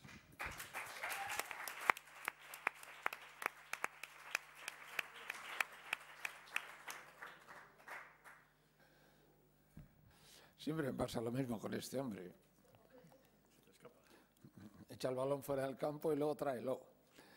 Pero bueno, vamos a ver. Le haremos hablar de algo de lo que no ha querido, a pesar de todo. Recuerden que estaremos encantados de que nos den su opinión o sus preguntas. Yo empiezo para que, mientras tanto, se animen. José Mari, ya que has sido el primero que ha hablado. Aquí estamos hablando de algo muy serio, porque estamos hablando del despilfarro de comida en una situación en la que sobra comida y a la vez hay gente que se muere de hambre. Y me imagino que la idea sana es que nos concienciemos un poco de este problema. Pero claro, ¿qué somos nosotros en el mundo? Ni una abeja. Pregunto, ¿cómo explicamos, por ejemplo, un hecho? Que las instituciones mundiales encargadas de gestionar, digamos, el problema del hambre, en vez de avanzar en su tarea, lo que hacen es ir cambiando progresivamente los criterios con que se mide el hambre para quedar bien y disimular su fracaso. Bueno, empezando por la primera parte de la pregunta, si pensáramos que cada uno de nosotros o de nosotras no tiene nada que hacer ni que aportar frente a un problema de esta magnitud, pues simplemente nos quedaríamos cruzados de brazos y no moveríamos nada. Mi actitud personal frente a estas situaciones es que, independientemente de que lo que yo pueda hacer no vaya a significar nada frente a un problema de tanta magnitud, no puedo hacer otra cosa diferente. Es una cuestión de coherencia. No sé lo que le pasará a otras personas, pero yo personalmente, si sé que una actitud personal de despilfarro está contribuyendo a que haya más hambre en el mundo, no puedo pasar por ahí. Y la realidad no es solo que el hecho de que se despilfarre comida suena mal está éticamente es feo en un mundo con mucho hambriento, es que además agrava el problema del hambre, porque si estamos despilfarrando 1.400 millones de toneladas de alimentos, eso está tirando de los precios de los alimentos hacia arriba. Y claro, para personas como nosotros, que gastamos un 10% o un 15% de nuestros recursos en alimentos, una pequeña subida de precio casi ni la notamos. Pero cuando nos fijamos en poblaciones que destinan hasta el 80% de sus recursos a una alimentación muy básica, prácticamente con un producto, con arroz, con maíz, una subida de precio, aunque sea pequeña, tiene un impacto brutal, tan brutal como que los lleva a pasar hambre, ¿no? Entonces, creo que hay que tomar conciencia de que aunque sea muy poquito lo que tú puedes sumar, por coherencia tienes que moverte y tienes que tomar partido. Y tener la esperanza de que conforme seamos capaces de contagiar a más gente, si eso se va extendiendo y se va extendiendo y se va extendiendo, llegará un punto en que habrá masa crítica y tendrá impacto. Respecto a lo que hacen los organismos internacionales, nosotros en ProSalud hemos tenido en los últimos años bastantes contactos y relaciones con la FAO, le hemos colaborado en algún trabajo, hemos discrepado en algunas cosas. Yo creo que dentro de este tipo de organismos internacionales hay personas que tienen verdadero deseo de afrontar los problemas y que ponen toda su energía y lo hacen con vocación, pero luego se encuentran con un entramado muy complejo, que es que este tipo de organismos está formado por 180, 190 estados soberanos representados dentro, y a la hora de intentar mover cualquier decisión hay que conseguir convencer a los representantes de los 180 estados, y es muy difícil. Cada paso que se da para los propios funcionarios que trabajan dentro es agotador, ¿no? Entonces, creo que hay iniciativas interesantes, pero yo creo que también dentro de este tipo de organismos habrá que ir aportando energía, ¿no? Y una parte que yo creo que es importante respecto a lo que pasa en esos organismos internacionales es lo que podemos hacer presionando a nuestro propio gobierno. Nosotros, por ejemplo, dedicamos tiempo y energía a presionar al representante español en la FAO para que en determinados debates tenga en cuenta cuál es la postura de organizaciones sociales como la nuestra o como muchas otras que están trabajando en estos temas y que les preocupa que el Gobierno de España se oponga a que se reconozca el derecho a la alimentación o cualquier otra cosa, ¿no? Entonces, ahí también tenemos un papel que hacer. Cada persona como ciudadano es votante y puede ejercer una determinada presión sobre nuestros gobernantes e impulsarlos a sentirse más comprometidos con este tipo de temas. Gracias, Leire. Vamos a ver, preparando esta reunión, he leído esta frase: el avance de la agricultura es la mejora de la agricultura, la mayor capacidad de producción y todas esas cosas. El avance de la agricultura se ha convertido en una amenaza para la vida misma que debía sustentar. ¿Es una de esas frases que nos dicen para meternos miedo? ¿O es verdad? Bueno, quizás haya que poner un asterisco al avance de qué agricultura, pero yo sí creo que el avance de... Como quieras, yo la frase la he leído como estaba, tú... Sí, sí, yo sí que pienso que el avance de determinadas formas de agricultura está generando bastantes problemas, ¿no? Como hablábamos, ¿no? El sistema alimentario mundial, es que puede hablarse de un sistema único, orienta su producción a muy pocos países, a muy pocas personas, y lo hace de una forma que arrasa por donde pasa, ¿no? Y parte de la agricultura mundial está sufriendo un modelo que no es ni siquiera para producir directamente comida, sino que a veces es piensos para carne, es decir, se está focalizando, y yo sí que sí, o combustible también. Entonces, yo creo que hay una determinada forma de producir que, claro, como al final la materia prima, la primera, empieza en la agricultura, pues está viciada ya esa cadena alimentaria desde el comienzo, ¿no? Entonces yo sí que creo que hay formas de agricultura que son preocupantes. Sí. Koldo, ya que tienes reputación de empresario... No lo soy. desde hace mucho tiempo hay una cosa que nunca he conseguido entender. Ha quedado un poco vieja, pero la traigo porque tiene que ver con esto. Recuerdo cuando las famosas discusiones europeas sobre la PAC, la Política Agraria Común. Recuerdo las espantosas cifras de excedentes de leche, de mantequilla, que se almacenaban, pero eran millones de toneladas que se quedaban ahí hasta que se pudrieran. Vamos, que se recogían para favorecer una idea de economía o de política que había. ¿Cabe en alguna cabeza la explicación de esto? ¿Tiene alguna lógica que se pueda entender?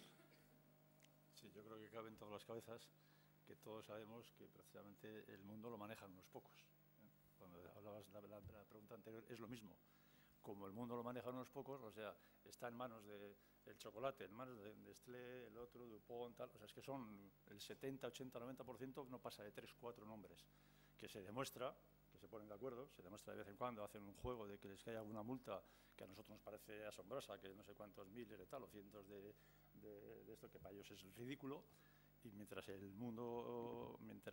un tema como es la alimentación esté en manos de tan pocos actores, bueno, la verdad es que está todo, el petróleo está en manos de pocos actores, y todo está en manos de pocos actores. Entonces, por eso, ya que termina ahí, pues tenemos que despertar la sociedad, porque caemos sin querer. Nos sacaron de los pueblos para ir a los supermercados. Entonces nos hemos pasado los últimos 20 o 30 años yendo a la mañana a llevar al niño al colegio en un autobús. Luego cogiendo tú en otro coche, porque necesitamos 2 coches, yendo a trabajar, uno a cada sitio, si somos una familia. Y luego a la tarde o a la noche tenemos que ir al hipermercado, que está en la otra parte, ¿eh? Si está a este lado del pueblo, el otro está en Basauri, si voy allí, el otro está en Derio, el otro está no sé dónde, a ver a qué hipermercado vamos. Entonces nos pasamos el tiempo, claro, ya que vamos allí, cogemos. Y ya que cogemos, tampoco sabemos muy bien lo que vamos a consumir, con lo cual llenamos. Claro, y a lo mejor el viernes tienes hambre, no tienes hambre, o resulta que has llegado tarde y no cenas, o a lo mejor esto no te apetece, a lo mejor, pero claro, como hay que llenar una vez a la semana, nos han educado eso. Cuando comprábamos cercano, comprábamos al día, comprábamos igual, era más difícil también despilfarrar. Y luego todo eso viene con las formas, ¿no? Claro, que una manzana con una manchita, un niño de 8 años no lo quiera, es absolutamente terrible. Es que solamente saber que eso nos está ocurriendo y ocurre con mis nietos, y yo sufro como de una manera tremenda, ¿no? O sea, nos han llevado a lo perfecto, a lo unitario, a lo no sé igual, a una belleza que corresponde más a la parte externa, más a las formas que al fondo, ¿no? Entonces, vamos desde que nos dicen qué comemos, cómo lo comemos, cuáles son las normas. Y el gobierno, los gobiernos, estos que llaman, no me alargo, si no me cortas, estos que llaman, se juntan los líderes mundiales, coño, ya vale, no son líderes, son los caciques mundiales los que más poder tienen en el mundo, o los que han conseguido, por medio de no sé qué además, ser presidente de aquí, de allá o del otro. Pero un líder no es eso, un líder nunca haría eso. Por favor, ¿no? Cuando se juntan los empresarios, los banqueros, no sé cuál, con el presidente del gobierno, se juntan los líderes españoles o vascos, que no, se juntan los que más poder tienen, los que son empresarios de las mayores empresas del país. Y ahí es donde cuando me dices, soy empresario, pues como eso se confunde mal, si me dices, eres líder, pues que diga a los demás si soy un líder, que eso igual me suena más, pero empresario no. Eso no quiere decir que el empresario pequeño tenga que ver nada con eso. Pero, sin embargo, también creemos que es así. Y por eso a veces lo del empresario pequeño lo identificamos con esa gente, por no decir gentuza, que domina el mundo. Luego, en cualquier cabeza entra, lo que ocurre es que no despertamos. ¿Alguno? Sigo, pero... ¿Ha habido alguna? ¿Sí, no? Después, vale. Entonces, José María, he leído un artículo suyo donde manejaba bastante el concepto de la influencia o la dependencia del petróleo, la cuestión de alimentación, tanto desde el punto de vista de huella ecológica, porque claro, los fertilizantes, el transporte, los envases, la madre que lo parió, como ha dicho antes Koldo, por un lado. Luego los agrocombustibles y otras esas cosas.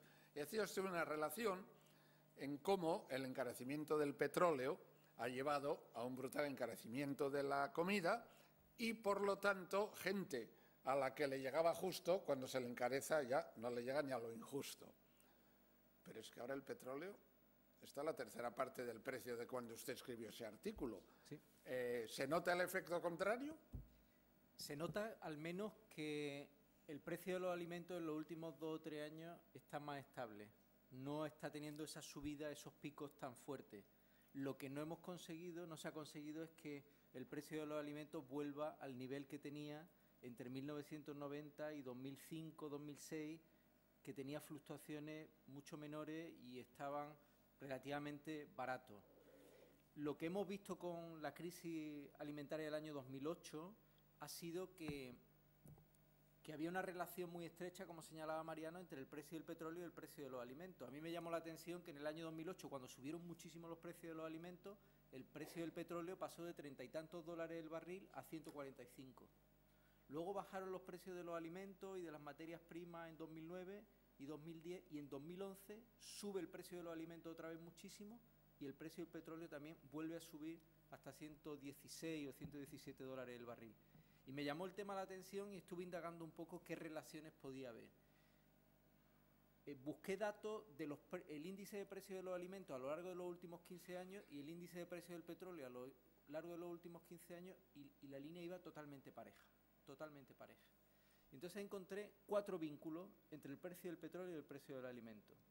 El primero tiene que ver con el tipo de agricultura, bueno, todo realmente tiene que ver con el tipo de agricultura que se ha impulsado en los últimos 30, 40 años de tipo industrial, ¿no?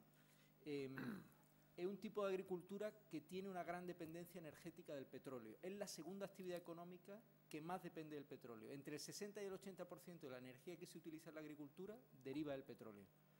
Por tanto, si sube el precio del petróleo, sube el precio de los costes de producción de los alimentos, sube el precio de los alimentos. Además, es un tipo de agricultura industrial que usa muchos agroquímicos y buena parte de esos agroquímicos, pesticidas, fertilizantes, etcétera, derivan del petróleo. Si sube el precio del petróleo, sube el coste de producción agrícola y sube el precio de los alimentos. Pero es que además es un tipo de agricultura en el que en todos estos años se le ha ido diciendo a los países que se especialicen en determinados cultivos, y tenemos que había países africanos que tenían una producción muy diversa de muchísimas cosas y producían para abastecer el consumo de su población, pero en un momento determinado el Banco Mundial les dijo: oiga, usted que tiene una ventaja comparativa magnífica para producir cacao, Costa de Marfil, déjese de producir yuca y tonterías y dedíquese a producir cacao. Y entonces montaron tremendas plantaciones de cacao, producen el 40% del cacao mundial, pero ahora dependen de comprar su alimento en el mercado internacional. Cuando suben los precios de los alimentos en el mercado internacional están fritos. Pero además eso ha llevado a que esa especialización provoca que los alimentos tengan que viajar unas distancias brutales. Hay un informe muy interesante de Amigos de la Tierra que se llama Alimentos Kilométricos, que le van siguiendo la pista a determinados alimentos en su recorrido. Y te encuentras cosas tan aberrantes como que un producto lácteo, un yogur, en el mercado alemán, antes de llegar a la nevera de un alemán, recorre 5.000 kilómetros de promedio. Claro, como el transporte es la actividad económica que más depende del petróleo, al 90%, en cuanto que sube el precio del petróleo, sube el precio del transporte y esos alimentos viajeros salen más caros para que lleguen a sus destinatarios. Por eso está tan estrechamente ligado. Y además, en toda esta crisis alimentaria, estando el petróleo caro, resultaba más interesante dedicar parte de la producción agrícola a producir agrocombustible. Y en estos años, coincidiendo con la preparación de la crisis alimentaria y durante la propia crisis alimentaria, se ha multiplicado por 7 en 10 años la producción de agrocombustible a nivel internacional. Y claro, eso es terrible porque está derivando recursos que se debían dedicar a producir alimentos para la gente que más lo necesita, se están derivando a producir combustible para que los europeos podamos decir que buena parte, que un porcentaje de del llenado de nuestro tanque es con combustible bio. Pero resulta que ese combustible bio está compitiendo con el estómago de gente que lo necesita, ¿no? Ahí están esos vínculos estrechos. Leire, ¿podemos saber lo que comemos? ¿Es cuestión de educación alimentaria? ¿Debería haber en los colegios educación alimentaria? A mí me ha sorprendido con el paso de los años, no me di cuenta en su tiempo, ¿no?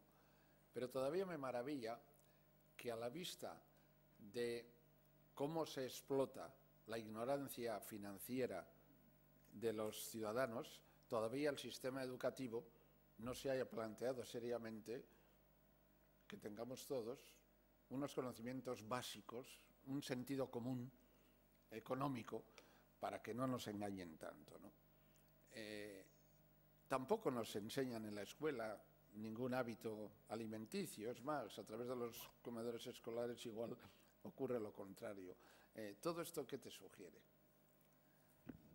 Bueno, me sugiere dos cosas distintas quizás, ¿no? Igual, en primer lugar, como jurista, lo de que podemos saber lo que comemos me ha sugerido hasta qué punto un consumidor, al menos europeo, que es la normativa que más conozco, tiene derecho a saber lo que come o qué información tiene derecho a recibir sobre aquello que compra, ¿no? Y después, en cuanto a pedagogía, también, bueno, es un perfil quizás mío, aquí se nota mucho que me dedico a investigar sobre gobernanza. Hasta qué punto se diseña qué es lo que los ciudadanos deben saber sobre los alimentos, ¿no? O cuáles son un poco desde las políticas públicas los modelos con los que se quiere orientar a las personas, hasta dónde llegan, ¿no? Respecto a lo primero, realmente, en un modelo de libre mercado hemos vuelto a lo que se entendía en tiempos de la antigua Roma, ¿no? que uno tenía derecho a saber sobre lo que compra. Es decir, la normativa nuestra básicamente tiene el mismo esquema que entonces, ¿no? Es decir, hay una persona que vende, una persona que compra, y la persona que compra tiene derecho a saber que aquello que compra, pues bueno, tiene unas características muy primarias, ¿no? Es decir, que si es un alimento que es comestible, que no le va a sentar mal, que la pinta que tiene no está falseada. Es decir, bueno, básicamente viene a ser eso, ¿no? Y nos sucede, claro, que en nuestro tiempo los alimentos son mucho más complejos que entonces y nos hacemos muchas más preguntas. Es decir, a mí me gustaría poder elegir los alimentos no solo desde el punto de vista de que tengan unas condiciones higiénico-sanitarias, sino también, pues bueno, desde una perspectiva nutricional, quizás mucho más profunda que la que nos ofrecen. También saber dónde se producen, quién los produce, cuánto viajan, en qué condiciones se han producido, incluso qué impacto tienen que yo compre, ¿no? Qué diferencia puede haber entre que yo compre una manzana que viene de aquí o de allá respecto de valores que pueden ser interesantes para mí. Es decir, yo creo que vivimos en un tiempo que hay mucha distancia entre el consumidor responsable y lo que le gustaría saber y lo que puede realmente, cuando acude al supermercado, llegar a saber sobre aquel producto en el que se encuentra, ¿no? Pero no hay ningún mecanismo por el que podamos requerir como ciudadanos que eso suceda, ¿no? Sí que se están generando mercados alternativos o formas de comercio en las que comienza a haber pues más información, más etiquetado, más distinto, porque es una forma de vender distinta, ¿no? Y entonces quizás también una forma de vender más pausada y aparece, ¿no? Pero desde luego como derecho está muy lejos, porque el modelo de comprar y vender pues es un modelo de comprar y vender que se limita a saber que no te timan en lo justito, ¿no? Y en términos de pedagogía, el tipo de relación que tiene el Estado hacia las personas respecto de lo que comen, pues no es de excesiva preocupación, ¿no? En los últimos años, por ejemplo, sí que ha habido una cierta necesidad, ¿no? de afrontar una mala nutrición, que, bueno, ¿por qué el consumidor come de más o come mal? Porque hay tasas crecientes de obesidad, sobre todo en los niños, y en esa respuesta que se está dando a este consumidor que come mal o que no sabe lo que come, pues se está recurriendo a modelos un poquito burdos, ¿no? Es decir, que hemos pasado, bueno, antes nos contaban lo de la pirámide nutricional, y parece que ese es un mensaje muy complejo y ahora nos etiquetan con semáforos la comida, ¿no? Para que vayamos corriendo a comprar la cena o en ese carro gigante y digamos, bueno, poco rojo, mucho verde, a ver algún amarillo, ¿no? Pero no hay realmente un modelo de enseñanza en el que algo tan importante como la alimentación esté bien integrado, ¿no? Sino que viene a ser más, pues bueno, volvemos al mercado, a facilitarle la compra y a modelos un poquito pues simplistas, como si el consumidor estuviera obeso porque no sabe bien qué comprar. Entonces hemos perdido la esperanza de poderle enseñar, ¿no? Por ahí. Sí. Sí. Y como toda, efectivamente. Acércate. Y como toda capacidad humana, lo que distingue son colores. Sí. O sea, entre el verde, el amarillo y el rojo, a cuenta de los semáforos, porque si hubiera sido antes, no había coches, semáforos, ni parece que el humano ni eso sabía, pues le decimos lo que tiene que comprar. Pero claro, tú has tocado un tema interesante, yo he tocado otro, que es el de la educación o el de la pedagogía. Entonces, claro, si no hacemos pedagogía, si no nos preocupamos de saber que lo que comemos es fundamental para nuestra salud, y la salud es lo más importante que tenemos, la salud es lo más importante. Te duele un oído, ya no tienes ganas de nada. Un oído, que fíjate que es fácil que te duele, una muela, no tienes ganas de nada. Sin embargo, pues eso de la salud Resulta que no sabemos lo que comemos, para qué lo comemos, no conocemos nuestros órganos, no conocemos los ingredientes, qué características tienen, algo tan básico como eso, ¿no? Básico para mi salud. Que si yo estoy bien educado, pues puedo elegir, puedo no sé qué, puedo tal, cero baratero. Y entonces, porque has tocado otro tema que es el de la economía. Que es el de la economía. ¿Cuánta gente en esta sociedad sabe de economía? Tú te has dado cuenta de mayor. No pasa nada. Otros se pasan la vida sin saber, porque además creen que es un tema de que hay que pasar por la universidad. No. O sea, no puede ser que tengamos que ir a un mostrador de una caja de ahorros o lo que sea, que nos digan dónde ponemos, qué hacemos, porque no tenemos ni idea, ¿no? Pero es que le pasará a muchos jóvenes que depende de lo que estudien, tampoco tendrán ni idea. Y esto es una verdadera locura, cuando resulta que nos pasamos una vida para ganar dinero, para luego que nos digan dónde lo gastamos y cómo lo gastamos y que nosotros sepamos con qué ni para qué me como esto, para qué me como lo otro, si resulta que igual no te sirve para nada, dónde pongo mi dinero que no te sirve para nada y te lo explotan. O sea, es una vida un poco de locos la que tenemos y otra vez tenemos que volver para atrás y pensar en la economía. Ahora hablamos de sostenibilidad. Yo tengo que decir con todos los respetos que creo que no sabemos muy bien lo que es la sostenibilidad. O sea, un desarrollo humano justo y sostenible para tener un entorno humano justo y medioambiental para tener un entorno sostenible. O sea, lo económico, lo social y lo medioambiental hacerlo sostenible. Pero no sabemos de economía, con lo cual esa batalla no hay nada que hacer. De medio ambiente, pues a ver si no tenemos que consumir, tenemos que correr con el coche de uno para otro, eso tampoco nos interesa mucho porque esto es complicado. Y luego ya lo social, pues yo podría contar 1000 anécdotas de que hacer que alguien ponga algo, se preocupe de no sé cuál. Nosotros intentamos que la gente en el trabajo, durante horas de trabajo, quiera hacer algo social y no nos pasa del 4, del 5, 6% que quiera hacer algo social. En horas de trabajo, pagado, libre, cuando quiera, con quien quiera, donde quiera, en la sociedad hacer algo y ni así. O sea, entonces quiere decir que la nota social es bajísima, la económica roza al 0 y el medio ambiente, ¿para qué te quiero contar? Si esto no depende de nosotros. Depende de nosotros, pero decimos que no depende de nosotros, con lo cual estamos en sostenibilidad. Pues ¿en qué estamos, Rastana? ¿En un 0,8, 0,6 o 1,2? ¿En qué andamos en esta sociedad, en sostenibilidad? Bien, a lo mejor alguien quiere levantarnos la moral. Sí, lleva la contraria. Con algún comentario o pregunta, sí, bueno, por favor. Por hacer. Sí, tenemos por hacer. No, simplemente quiere alguien, no he visto manos, pero no quiero que se queden. Yo es que con Achaca creo que es un problema de educación. Siempre ha existido despilfarro. Desde que el mundo es mundo, siempre ha habido gente que estaba por encima de los demás, que tenía más y despilfarraba, porque no le importaba despilfarrar.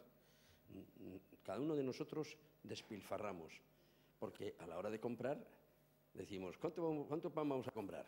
Pues vamos a comprar 3 barras. Ah, pero si eso nos va a sobrar. Va, total, si son 3 euros. Y como tenemos muchos euros, pues no nos importa despilfarrar. No estamos pensando en el resto de las personas que no tienen pan. Estamos pensando que a nosotros no nos cuesta. Pero además tenemos un modelo que es absolutamente de despilfarro, que es el modelo norteamericano, que es el seguido por todo el resto del mundo. El norteamericano se hace a sí mismo y cualquier norteamericano puede llegar a ser, ¿qué? Un gastador. Porque eso es el modelo norteamericano real. Es un gastador. Un hombre que en la boda tienen 20.000 kilos de langostinos para 20 personas. Bah, se los van a tirar, no importa, porque he ganado mucho porque me he hecho a mí mismo. Y ese modelo es el que se sigue por todo el mundo, ahora ya también por China, por Rusia, por India, por todos. Y ese es el problema, que es un problema de educación y que tendríamos que intentar ir contra aquellos que imponen ese modelo y contra el modelo que nos imponen.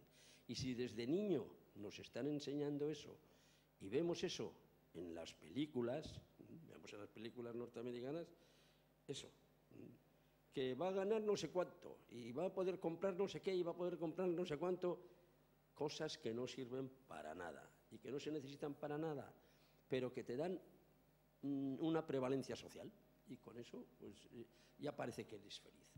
Eso es lo que debe cambiarse. ¿Cómo? No lo sé, para eso estamos aquí, para ver cómo podríamos influir en organismos, en estados, en políticos, pero en políticos imposible. Ha sido una tontería, se me ha escapado. Bueno, algo ha dicho antes José María, pero cualquiera de ustedes, si tiene contestación a esta interpelación de la ¿qué podemos hacer útil? Sí. Me gustaría profundizar en la reflexión que estaba apuntando. Siempre ha habido despilfarro, pero como ahora, porque yo recuerdo la época en que yo era niño y yo veía cómo gestionaba mi abuela o mi madre el tema de la cocina y nunca se tiraba nada. Si sobraba carne del cocido se hacían croquetas, y si sobraba no sé cuánto se utilizaba para no sé cuánto, y si había garbanzos se hacía ropa vieja. Y si... había una cultura de valorar el alimento y de que no se tiraba nada. Era antieconómico, era absurdo, era falto de ética y no se podía tirar la comida. Ahora hay una cultura de que sí está permitido tirar la comida, y ese es el problema de fondo, que el tipo de despilfarro que tenemos ahora está apoyado en un determinado tipo de cultura consumista que se ha ido instalando, que nos han ayudado a instalar, porque quizá conviene a lo largo de los años. Pensemos qué pasará si de la noche a la mañana millones y millones y millones de consumidores, en lugar de tirar comida, empiezan a gestionar su compra y su alimento de una forma mucho más racional y razonable. Pues va a pasar que las ventas de determinados supermercados van a bajar. El tipo de consumo que tenemos, de compra compulsiva, en cantidad, como decía Koldo, ¿no? De ir al supermercado y comprar enormes cantidades porque no sé cuándo me va a dar tiempo a volver a pasar por el supermercado que está a no sé cuántos kilómetros, pues a determinados negocios les puede convenir porque incrementa las ventas. Un tipo de gestión diferente, con otra cultura del alimento y del consumo, afectará, yo creo que puede afectar a determinados actores económicos, y ahí hay intereses económicos importantes en tensión en este modelo, ¿no? ¿Algún comentario más sobre esto? Sí. Yo creo que también, o sea, estoy convencida de que lo mismo que en las tasas de desperdicio alimentario, hay una tasa que es por acumulación de los consumidores, es decir, que pequeñas acciones sumadas tienen muchísimo poder, ¿no? Hay instituciones que han calculado y dicen, bueno, es que disponibles en el supermercado hay como 4.000, 5.000, 6.000 calorías al día por persona, que evidentemente no consumimos, ¿no? Y bueno, pienso que si empezamos a comprar de una forma más racional, el impacto tiene que ser claro. Lo mismo que ha sucedido este tiempo en el que por la crisis económica la gente se ha visto necesidad de tener que ajustar su compra en muchos sentidos, ¿no? Y han tenido que adaptarse, así que yo creo que esa idea que se da, es decir, ese intento de convencer de que no merece la pena, pues bueno, esto también se estudia mucho, ¿no? Por la parte de los expertos en comunicación, ¿no? Que hay mensajes que parece que crean lo que las personas tienen que hacer, ¿no? Ahora que se están analizando pues, en campañas electorales, etcétera, parece que hay un mensaje que si se repite mucho acaba movilizando, ¿no? Entonces yo creo que hay una sensación, también un querer que el consumidor se desesperance, ¿no? Y que no se vea capaz, ¿no? Y pienso que somos mucho más poderosos de lo que pensamos, ¿eh? Es decir, que al final sumados uno a uno tenemos muchas posibilidades, y ha habido otros entornos de consumo que han terminado cambiando. Es decir, la normativa de consumo ha cambiado mucho para otras facetas. Desde los años 70 aquí, pues antes de los años 70 no había prácticamente normativa de protección de los consumidores, y pienso que ahora también somos capaces de generar cambios, con esfuerzo, pero somos capaces. Creo que hay dos maneras de cambiar las cosas de manera radical. Como decías, los políticos no porque sean políticos ni de qué partido, sino porque tienen 4 años. Entonces, cualquier cosa que tenga que ver con un cambio cultural en la sociedad necesita 30, 40 años. ¿Cómo se puede hacer los cambios? Lo que he dicho, por medio de la educación o por medio de la revolución. No hay otra manera. En el fondo, la palabra cambio, para que no os asustéis, quiere decir revolución. A algunos les gusta más la palabra revolución que cambio, porque cambio usan los políticos, pero es para no cambiar nada. Además, es a corto. Luego es una palabra que emplean también torticeramente. Tú miras el diccionario y dices, cambio igual a revolución. Luego, con revoluciones de una sociedad despierta. Eso sí puede provocar un cambio repentino, si no con la educación.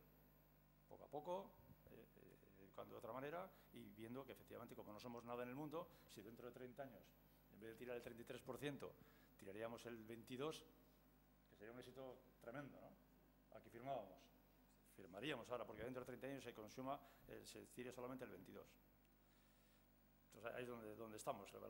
El problema está que hoy, problema y por tanto la oportunidad, yo cada vez que veo la palabra problema es que hay una oportunidad, la oportunidad está en que una de las dos habría que tomar. Y si no, efectivamente es cuando se convierte en un problema, cuando ninguna de ellas va para adelante. Pero la oportunidad está ahí. El camino lento para toda una vida, para todo un futuro, o el camino de que alguien lidere, si se haría falta líderes, lidere un cambio de este estilo. En esto hay muchas cosas que hacer, tenemos un cambio de sociedad. ¿Sí? Hola, muy buenas. Yo quería reivindicar también la filosofía, ¿no? Porque en el cambio cultural profundo, en esta educación que vamos a hacer de nuestros niños del futuro, en el pensamiento crítico, creo que está desapareciendo la filosofía, ¿no? En el plan de Bolonia ha sido terrible en ese sentido. Y bueno, yo aprecio que podemos estar no solo los niños, sino también todos irnos permeando de una descivilización, de alguna manera lo quiero matizar. Por ejemplo, hemos dibujado aquí nosotras un infinito, ¿no? Porque en el fondo, en el despilfarro o en nuestro modelo está la creencia de que todo es ilimitado, de que no hay límites y por eso consumimos como nuestra civilización del primer mundo como si tuviéramos 4 planetas, ¿no? No hay consciencia de los límites. Y por eso creo que una reflexión profunda de filosofía, de estética, de la forma, también de la forma, porque creemos que hay que cambiar vía leyes, vía norma, bueno, vía forma también, ¿no? Vía de modos de hacer las cosas, de otra manera de relacionarnos, maneras, modos. Y rizomática, yo creo que esa revolución no tiene por qué ser traumática, puede ser rizomática y como un líquen que va cambiando capas y sutilmente se va conectando desde lo micro hacia lo macro. Yo creo que hay mucha permeabilidad que explorar, mucho micro que conectar, mucha forma que explorar y desde muchos campos, ¿no? Desplegar mucho los campos y no verlo todo lineal y medible y controlable y vamos a ir a crear un banco de semillas, vamos a catalogar los alimentos, vamos a desde otros focos. Tampoco tengo las respuestas, pero las cuestiones, los modos. Quería lanzar una reflexión más filosófica, estética, desde nuestro punto de vista. Muy bien. ¿Alguien más? Sí. A mí también me das pie otra vez. Perdona. Mientras coges te voy a decir algo. También a pensar otra vez con el tema de la educación, ¿no? Estamos en una educación especializada. Efectivamente, que hoy salgan jóvenes con sus carreras muchas veces especializadas, con sus diplomaturas especializadas y no saben nada de economía, ya que se ha mencionado, no saben de filosofía, no saben de humanismo, no saben de mercados, no saben de historia. ¿De qué te sirve salir a una sociedad que tienes 80 años por delante, que el 70% no trabaja en lo que estudia hoy en día y que en el futuro será todavía menos, que va a tener que ser un aprendizaje continuo, no un estudiar de memoria continuo, sino una experiencia continua para tener nuevos conocimientos y adaptarse a la evolución del mundo? Pero es muy difícil hacer eso cuando efectivamente no tenemos las bases de lo que he comentado, ¿no? O sea, no sabemos de economía, la filosofía, algunos no han leído jamás ni saben lo que es, las humanidades, saber esto de qué va, que yo soy un técnico, el otro. Entonces, otra vez vuelvo al modelo escolar, convertirlo en un modelo educativo, un modelo de personas para una sociedad. Y entonces hablaríamos de estas cosas y de otras, no de lo que hoy compone ¿cómo se dice?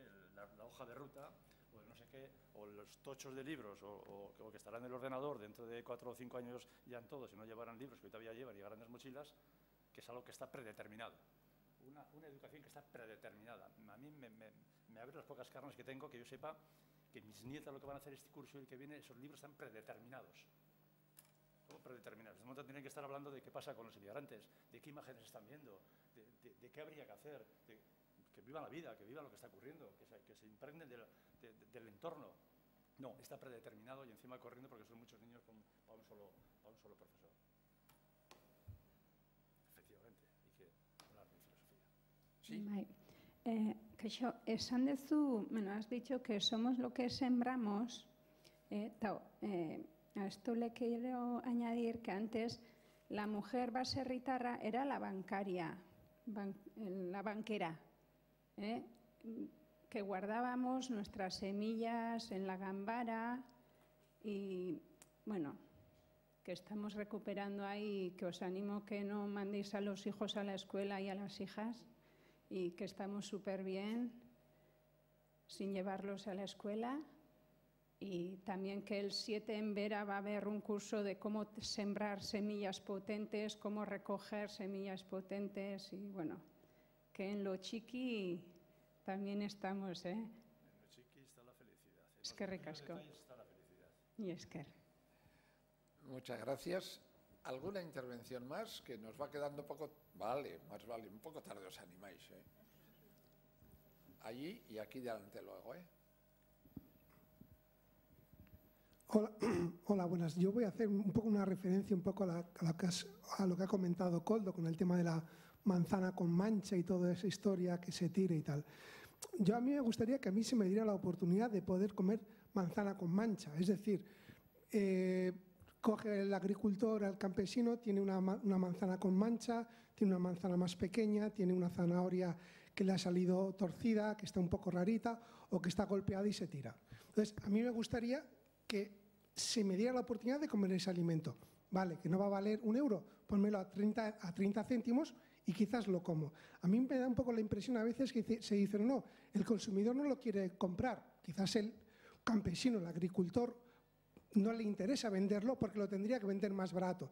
Hay prendas fuera de catálogo que son low cost, hay pequeños armarios que se venden fuera de catálogo. También quizás se podría hacer eso con la alimentación. A veces me da que pensar que no se quiere vender la manzana con mella, que no se quiere vender la berenjena un poco tocada, porque eso se tira, la oferta es menor y el precio entonces es más alto. Y yo creo que se tendría que intentar también vender a más barato pues la manzana fea, la manzana con un pequeño gusanito o el brócoli, no sé qué. También se tendría que dar la oportunidad de venderlo a un precio más barato porque tiene un poco de mella. Ya está, muchas gracias. Muchas gracias. Aquí Un delante, comentario. por favor. Así Mariano, si no te importa, me gustaría, mientras viene el micrófono Le iba a responder yo nada, un momentito, le iba a responder que si quiere que venga a mi casa, que he recogido 6 cajas de manzana reineta, que he ido con el campesino, que me ha dejado que hiciera todo lo que quisiera, con todas esas que este año les ha caído la piedra, y que estáis invitados a esos campos. Y hablar con esta gente que efectivamente los vendería, no hay ningún problema, pero podemos ir a cogerlos. Ahí hay una lista que si queréis os apuntáis a la salida, porque eso es posible, pero hay que ir a conocer, hablar y estar con ellos. No teorizar mucho, hay que ir y pasar un rato allá. Pero sobre la idea de fondo de la comercialización de ese tipo de productos, en muchos casos el problema que tiene el agricultor es que tiene que pasar por la distribución y es la distribución la que le marca el criterio. El agricultor tiene unos compradores que no es cada consumidor, no somos nosotros los que vamos a su huerta, es una cadena de distribución de alimentos que llega a comprarle y le dice, no, eso no te lo compro, eso no te lo compro y eso no te lo compro. Solo te voy a comprar las zanahorias que sean rectas, solo te voy a comprar las que midan entre tanto y tanto. O sea, esos estándares estéticos que la distribución dice que los imponemos los consumidores, pero luego habría que verlo. Claro. Claro, pero no es al campesino, no es al productor al que no le interesa, es a la distribución a la que no le interesa. También es verdad que la distribución siempre dice que cuando han puesto en el stand para que la gente se abastezca un grupo grande de manzanas y había unas cuantas que tenían alguna mancha o tenían alguna deformidad, los consumidores la iban dejando y terminaban perdiéndose. O sea que los consumidores también, cuando tenemos oportunidad de elegir, nos vamos a lo que está mucho más bonito. Sí.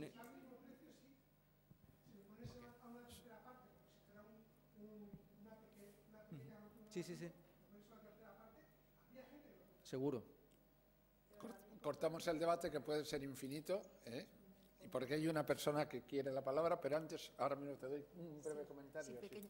Decir, bueno, hay algunos productos, en Europa se llama productos feos, ugly products, que quedan fuera de los estándares normativos. Es decir, que hay una intención de cambiar normativa porque hay algunos de los productos que quedan fuera de lo vendible, a pesar de que son comestibles y perfectamente. Es decir, que bueno, hay un problema normativo y luego hay problemas, como dice, el de calibrado de qué es lo que se considera que se puede vender. A veces, pues las propias denominaciones de origen, cuando deciden cuánto va a salir al mercado de lo que han recogido en la cosecha de este año, con qué calibres, ellos mismos dejan fuera, y hay productos que no encuentran vías para llegar al mercado, ¿no? Es decir, que lo mismo también se decide cuánto se saca al mercado para mantener unos precios. Es decir, que hay elementos que hacen que esos productos no puedan estar en un tipo de mercado al menos.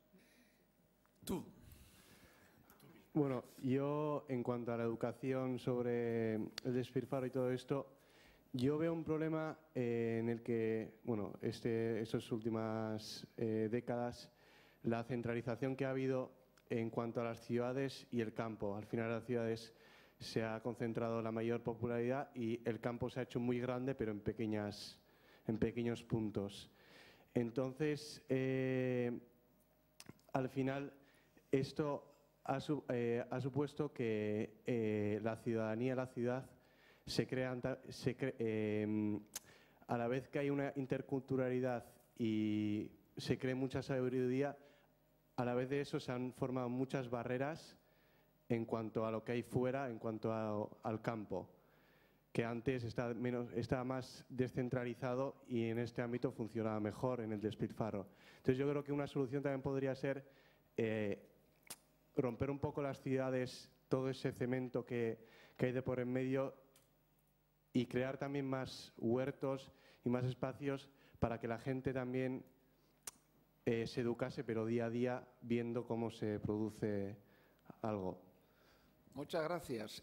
Breve tiene que ser porque entramos ya en el tiempo reservado para el acto de despedida. No, yo quería simplemente añadir que tenemos que recuperar otra vez el valor del alimento, porque antes eran las abuelas las que estaban toda la mañana con el puchero preparando las alubias despacio, mientras que ahora lo que tú apuntabas, los niños que aprenden en la escuela, pues todos van a los comedores escolares, se come rápido, en casa no hay tiempo para cocinar, llegan a casa, va un filete, va algo rápido que se compra en el supermercado, todo envasado, comida rápida.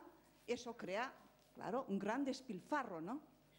Yo creo que también ahí está el quid de la cuestión. Desde el que la mujer también se ha incorporado al trabajo, cocina menos, los hombres estamos ahí pinchando para que cocinen, pero a veces solo se cocina en las sociedades. Y derrochan. Unas paellas estupendas, Bueno, son las 9 menos 10, tenemos que cerrar a las 9, así que vamos a despedir el acto con Josune y Sofía de Soma Culture. Sí, perdona, para que luego haya un cierre bonito. Bueno, Cristina, que quería proponer un grupo o bueno, un intercambio, que se juntara la gente que estuviese interesada en el despilfarro.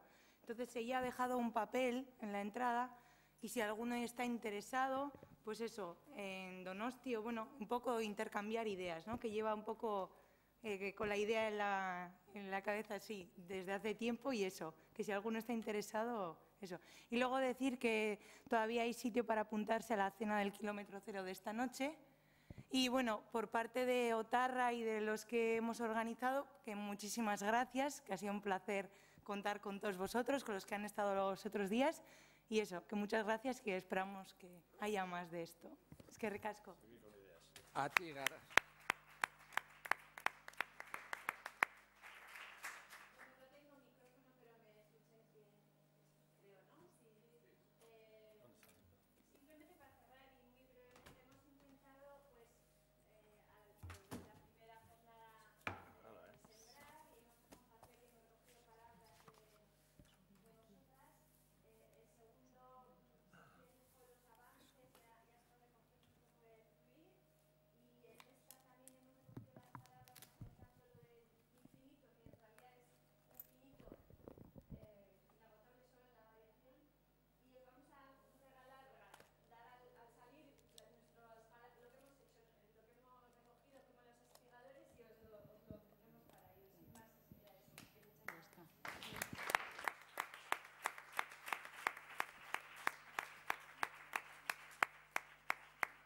Bueno, pues así como Garasi, les agradecemos sinceramente a ustedes su amable escucha, su asistencia, vuestras ideas y hasta el año que viene.